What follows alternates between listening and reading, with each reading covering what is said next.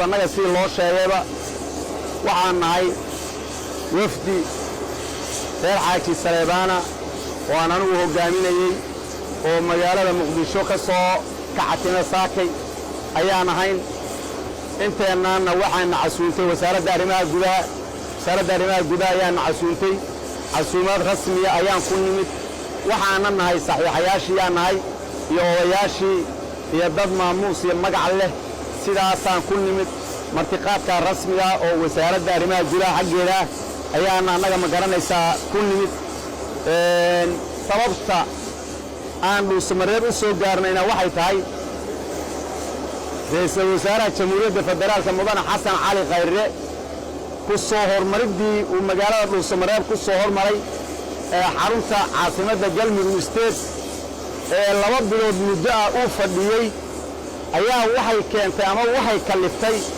bacdallaahi maanta inaan dhuusamareeb nimaadno waxaana u mahadcelinaynaa ra'iisul wasaaraha jamhuuriyadda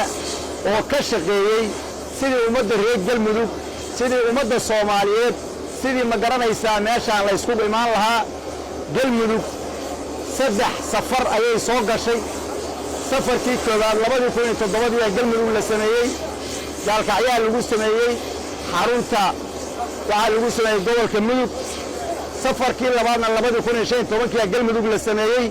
waxaana lagu sameeyay magaalada Cayaada lagu dhisay galmudug maantana galmudugtii saddexaad ay ku socotaa waxaana la rabaa hadii Ilaahay qadaro in lagu dhiso maamulkaasoo caasimadda galmudug ka dhacaya taasi waxaan rabaa marka inaan aad ugu mahadceliyo ra'iisul wasaaraha jamhuuriyadda oo ka shaqeeyay galmudug ama dhuusamareeb maanta inay noqoto xarun ciidamadii Soomaaliyeed milatarigii Soomaaliyeed boliiskii Soomaaliyeed hay'adii nabad sugiddu ummadii Soomaaliyeed ay ku soo dhiirato oo maanta la wada leeyahay nagana dhaxayda ra'iisul wasaare maada ka gartaa leenahay khayr badan Allah ku waafajiyo